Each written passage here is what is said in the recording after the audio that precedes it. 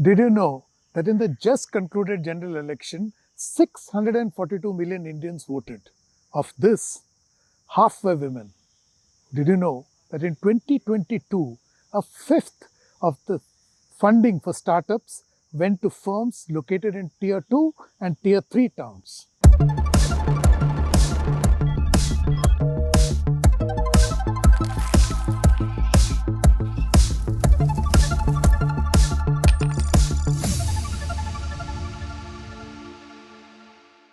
Hello and welcome to another edition of Capital Calculus. I am your host, Anil Padmanabhan. Recently, the Reserve Bank of India Innovation Hub released a study in which it argued that if India is to become a $5 trillion economy, it has to discover and unleash the potential of women entrepreneurs living in Middle India. Separately, Primus Partners in a study found that Tier 2 and Tier 3 towns, which make up Middle India, is the new hub for startups. We also know that the Government of India has been pursuing a strategy of growing rural women entrepreneurs under the self-help groups. The scheme known as Lakpati Didis is becoming gradually very popular. Pull all these facts together, what do we have before us? A phenomenal transformation that is underway. One that is of discovering and growing the tribe of women entrepreneurs living in rural and middle India. This coming out moment is not happening in isolation. Over the last decade and more, the government has enabled access to basics like cooking gas, banking, drinking water, electricity, and so on. Now, NGOs and the government together want to build on this foundation to unleash the next generation of women entrepreneurs living in rural and middle India. To understand this phenomenon, I spoke to Gaurav Mehta. He is the CEO of Dharma Life. Dharma Life is a non-profit that is working for the growth and development of rural women entrepreneurs in India's hinterlands. I began by asking Gaurav as to why Dharma Life focused on empowering women by making them into rural women entrepreneurs.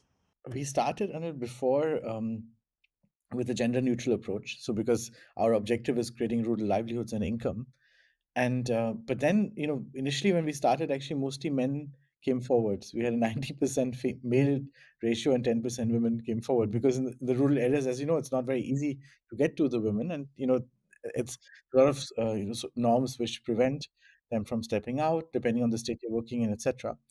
But then after running it for 1 year or so as a pilot, we actually went back and tried to understand what is the impact of the intervention. And unfortunately, we found that the income which we generated for the people, the men largely spent on themselves. And it was pretty sad, actually very depressing. And the 10% women, however, seemed to spend it on their family. So this data was very useful, very depressing initially. So we then went back and tried to understand why did women not join the program.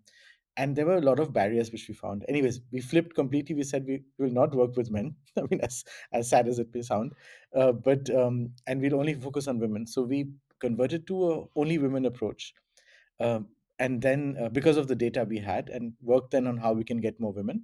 We included the men though as support to the women. So we didn't completely say, okay, we're only going to work with women, but we work with women first, and then we'll get the men to support the women. That's the approach we changed to, and that is why we did this. So year two of our, so basically. So, how many years since this pivot? Mhm. I think so. We started Dharma Life end of 2009 as a pilot. I think 2011-12 is when we changed. So, that means about 12 years of Dharma Life on this focus area. So, how big is the network now of these rural women entrepreneurs? I presume they cut across states. Yes. So we have now more than, I think, 18,000. We're reaching nearly 19,000 women across rural India. Each one woman works in one panchayat, and we are in 14 states now. So, a very basic question, Gaurav. How do you seed this idea in villages, especially given that Dharma Life operates in some of the toughest social environments, like in Purvanchal, for example.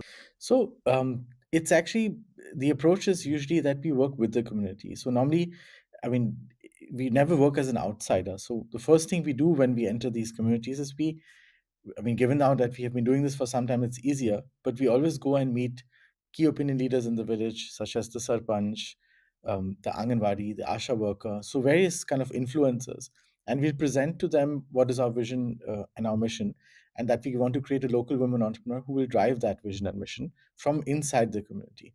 So, with that pitch, that's how we start. And normally, people are very positive because everyone wants to see their village progress. And then we ask them to help us introduce us to potential candidates who would be kind of interested and who would fit the profile. And we have certain profiles we obviously work with. First time entrepreneurs is preferred, women who have not worked before.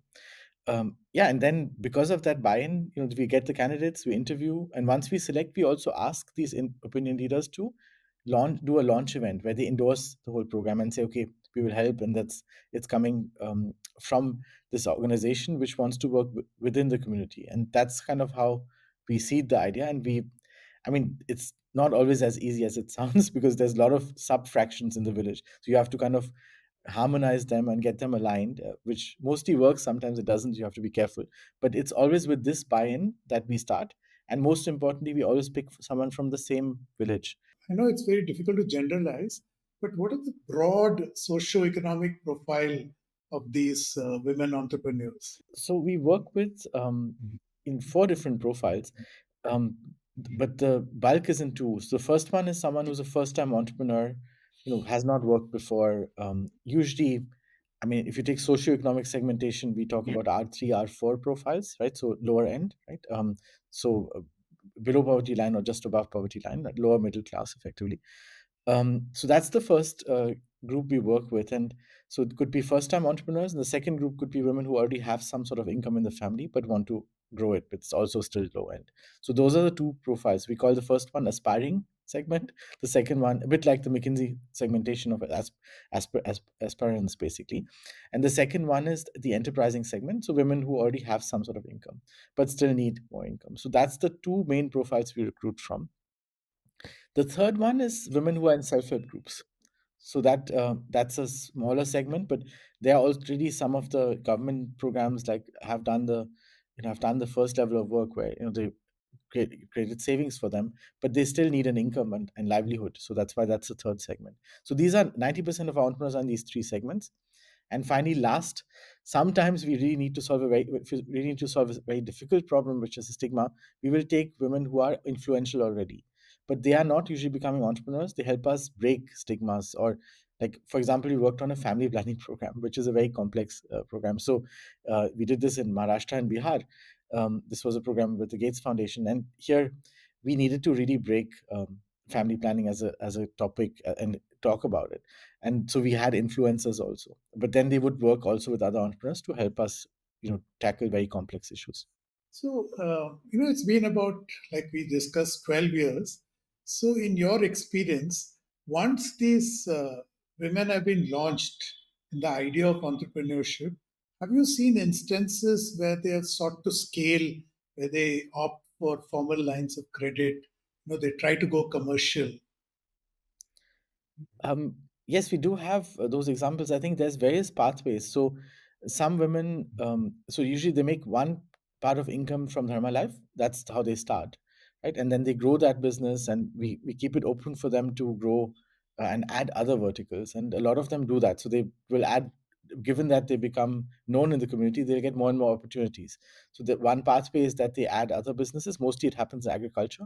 So we have a support program for that. So I think we have an example where a woman started a honey making business and then started selling now on Amazon. So there's those examples, right? So we would enable them to get credit. We would enable them to do everything required for the other business also to help them grow. That's one pathway. So that's more a commercial and business pathway. The second is something we have started to create. We have also started creating groups, and we've created a cooperative where like the more successful women become leads for the block. So they will have 15 other women working with them, and that obviously creates a lot of scale, and so that's the other pathway, which is in earlier stages, but that's what we have done. And in that case also, because of savings, we can give them formal lines of credit. They'll get financing from rural regional banks, um, or also, in some cases, MFIs, right? It depends, right? So both these channels work. In some cases where they don't get it, we actually finance ourselves. I mean, support them getting it by giving a guarantee or whatever it is. So that's the pathway commercially. Others also opt for other pathways, but let me stop here. But I think this is the you asked for the commercial one, but this has been happening, and yeah, it's still work in progress, obviously, but it's happening. Okay, just a quick follow-up on this.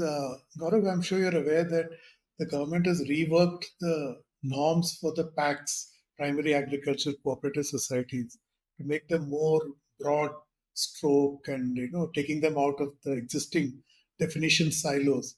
So are you looking to ride that innovation too in the institutional innovation for the future? So our goal, I think, yes, absolutely, and we welcome those changes. I think most of them are going to help us actually make this simpler. So absolutely, we are looking at riding that wave, and especially because Dharma Life's mission is now. I mean, we've created 31,000 women entrepreneurs so far. 18,000 I mentioned, but in that was our Dharma Life entrepreneur, but other segments like tailoring, agriculture is another 12, 13,000. So, but our goal is to reach 1 million women jobs by 2030, newly created. And for that, we'll have to go down the agriculture paths. And absolutely, we're looking at those and also looking at how we can create specialized segments to drive economies of scale and scope. And what is the line of products that these rural women entrepreneurs operate in? So, from a Dharma Life perspective, we have four thematic areas. So, one is on climate action and energy access. So, that could be products like for the household, right? Solar lights, clean cooking solutions, water purification, hygiene, menstrual hygiene, hand wash hygiene, etc. So, these are all products which are focused on either the climate footprint or the health benefit for the individual. The second segment is around aspirational products which they need. So it's more reverse. What do they need? So mostly smartphones and other top products come which enable them to drive livelihoods and productivity. And then there's a lot of so health, livelihood, and energy is what I talked about. Then there's a lot of programs around basically um, how do we change practices and footprint at the village level, and how do we enhance business performance. So similarly here there could be products for businesses for productive use renewable energy, for example. Solar dryer is an example here, or solar cooling solutions, which is another segment. But also there's a lot of practices training. So imagine, how do we reduce waste in that business, how do we upcycle the waste, right? So it's a combination of product but also business model, training, and practices, effectively systems to implement practices to scale. So these are just a snapshot on what we do, but really it's about those two areas of either enabling the household to have a better quality of life or businesses to thrive and succeed, both overarchingly with the climate lens. I presume access to electricity, improved access. I don't think we still have 24 by 7 electricity access, but improved access is also contributing to this, right? Yeah, so the two major, I mean, there's many different things, but if I would say what has really helped us over the last 8 years is the massive, I mean, improvement in electricity coverage, but also the digital connectivity, right? I think these are the major overarching factors. I mean, the fact that we now have 4G mostly, right? I mean, in some cases 5G, some cases 3G still, but it really allows us to operate and digitize these businesses and scale, because I mean, now I don't have to send so many people on the ground to help. It can just be done on a Teams call, right? And it really is happening now. So Gaurav, on an average, how much would these women earn in a month? there's multiple factors to that. One is, a lot of the women, we allow them flexibility. So it's just so they can work a certain amount of hours a day. Maybe sometimes they work 1 2 hours a day, or they work 2 days a week, given all the other responsibilities they have, which also limits some of the work we do, care and other responsibilities. And some people are working really full time. So if someone is working full time, income obviously would be much much higher. So you could say, you know, 4 to 6 thousand rupees a month, or even more, right, from direct sales, and then from direct programs we do, and then there would be other incomes they have on top of that. So I've had, we have the one of the coolest stories. One of the women actually bought an EV now, and she's driving around an EV. So she would be making 25, 30, or even more a month. So you have those examples, where full time is there. But then there's also the other examples where, just actually working for a few hours a day and doing this work, right, and empowers them a lot, and they don't need that much income. It's more the social, importance or social identity, and empowerment in the family that they're doing. And then they would just be, if they spend an hour a day or something, they'll make 500 to 1000 rupees, which is fine for them because it gives them additional income and also respect, right? But they don't need to, or they don't feel that they need to actually, they're not able to give so much time given other responsibilities, but still it empowers them, and then when they want to, they can step forward when the responsibilities reduce. But we allow these two extremes, right? And then the average is somewhere in the middle, but I'm giving you those two extremes to kind of share that it's important in any form, right? Because this them coming out of that situation and actually being able to make their own decisions, having agency, is the first and foremost objective.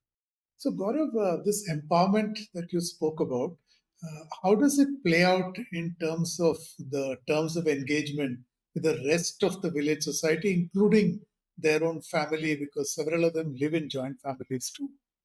So this is another thing. When we start off, we try to speak to the family, because if we don't do that, we don't, the last thing we want is to create any conflict for them. And so while we first ask them, I mean, we gauge their interests and motivation, and their their ability to kind of commit time and etc.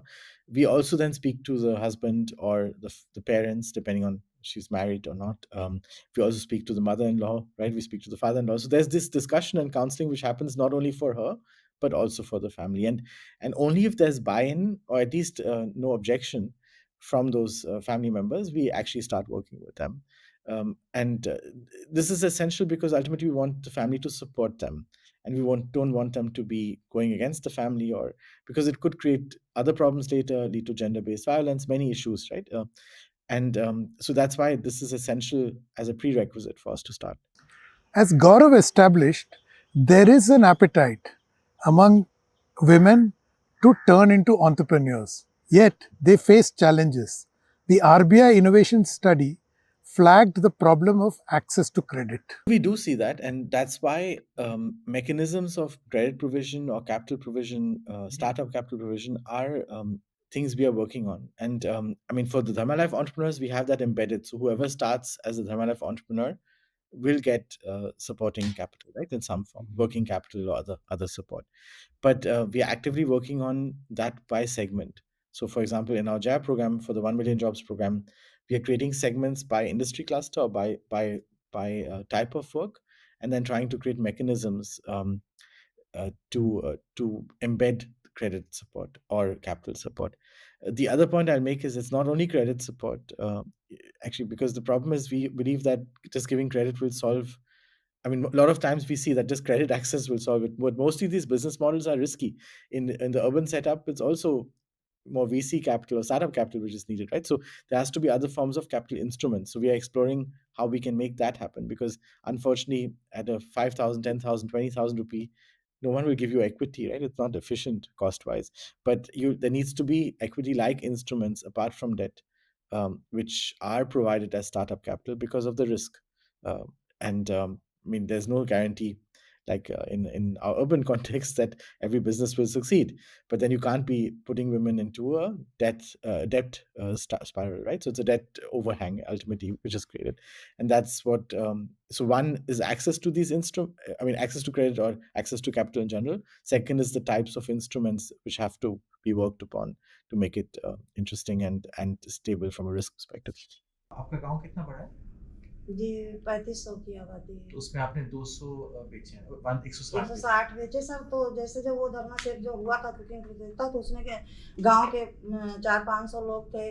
तो उन लोगों ने, तो सब लोग ने बताया जिसको लेना था। एक प्रदर्शनी जैसी लगी थी, ये सारा बर्तन इंडक्शन का और ये सोलर लाइट स्वच्छ ऊर्जा वाली वो भी थी। तो सब लोगों ने लिया। फिर सब लोग ये बता के गए कि अभी दीदी, मुझे भी सामने खड़ा करा गया, तब भी मैं किसी तरह इतना करके ही आई थी। तो बताया कि अब दीदी के यहाँ से लेना, ये सब चीज़ें यहीं मिल जाएंगी। ये जो इंडक्शन है ये बिजली से चलता है जी। और बिजली तो मतलब कभी आती कभी जाती है, तो यदि बिजली चली जाए तो फिर भोजन कैसे बनेगा? तब मैं उनको ऐसा समझाती हूँ कि जो जैसे लोग बोलते हैं बेचने गए, उनके घर समझाने गई बात करने, तो बोलते हैं अरे हम गैस पे खाना बनाते हैं। तो हम ये बोलते हैं कि गैस 1000 कभी 1100 होता है, कभी 900 घटता बढ़ता है, और इसमें लाइट कम लगती है। तो गैस भी रखो कि लाइट चली गई, हम चावल चढ़ाए हैं तो फिर हम मेरा चावल कच्चा रह जाएगा, तो उसके लिए गैस रखो। अच्छा। हम लोग क्या, सबसे बड़ी बात मजे की तो ये है कि गांव में मेरे इंडक्शन था ही नहीं, कोई जानता ही नहीं था उसके बारे में। और अब जब अभी सब लोग देखते हैं तो इतना खुश होते हैं कि आपकी वजह से हम लोगों की जिंदगी बदल गई। अच्छा, मेरा दूसरा प्रश्न आपसे भी और मतलब बाकी आपके सभी। ये जो गैस में आपने कहा कि 900, 1000, 1100 का खर्चा आता है सिलेंडर का, और अगर तो एक घर में गैस के बनस्पत अगर इंडक्शन से खाना बनाए तो अमूमन कितना कम खर्चा होता है? बचत कितने की होती है महीने की? सर जैसे अगर गैस भी है और लाइट का भी है, तो ये बरसात अगर ना हो तो कम से कम एक घर का एक लोग की सिलेंडर गैस का जो है उनको 5-6 महीने, 5 महीने या 4 महीने से तो कम नहीं चलेगा। अच्छा। हाँ, एक बार अगर 1000, और लाइट तो ये 300-350, 400 तक, इससे ज्यादा नहीं आती। ये क्या महीने में 300-350? जी हाँ, 300-350 अगर इंडक्शन जिसके घर में चलता है। बिजली का बिल। नमस्ते, हमारा नाम संध्या है और हम बेलघाट खुर्द के निवासी हैं और हमारा विकास खंड जंगल कौड़ियाँ है और जिला गोरखपुर है। अपने बारे में बताइए। और हम 2017 में एक CRP दीदी द्वारा बनाया गया समूह में हम जुड़े, और उसके बाद 4-5 समूह जब बना तो हमको समूह सखी के कैडर के रूप में चुना गया। उसके बाद तब धीरे धीरे करके हमने 18 समूह बना लिए। उसके बाद तो अपनी मेहनत के बल से हमने 18 समूह बनाए।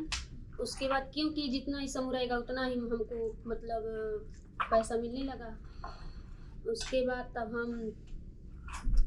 तो हमारी आर्थिक स्थिति बहुत ख़राब थी। हम ये धर्मा लाइट से भी जुड़े, रीता दीदी भेजी थी सर को, तब उसमें भी कुछ काम किए। ऐसे धीरे धीरे हम फिर ऑटो भी खरीदे। ऑटो? हाँ। आप चलाती हैं ऑटो? नहीं, हमारे हस्बैंड चलाते हैं। फिर उसके बाद हमने एक दुकान भी खोला है। It is clear then that India is looking at another powerful socio-economic transformation, one in which it is discovering and growing the tribe of women entrepreneurs in rural and middle India. Yes, there is potential, but there are also challenges. For example, the Reserve Bank of India Innovation Hub flagged the fact that loans against bank deposits is skewed against women. While 1 in 2 men get easy access to loans based on their deposits, the proportion is only 1 in 5 for women. So yes, to sum up, there's a great opportunity out there, but there are also challenges. It's not that these challenges cannot be overcome. They can be. As and when they do, the impact is going to go far beyond economics. It will rewrite gender relations in Indian society, particularly in rural and middle India. That's food for thought, right? Thank you for watching. Don't forget to subscribe to Start News Global on YouTube. Hit the bell icon so that you don't miss any updates. And please do share your thoughts, ideas and suggestions. I'm available on Twitter at Capital Calculus. I'll be back next week with another episode. Till then, stay safe.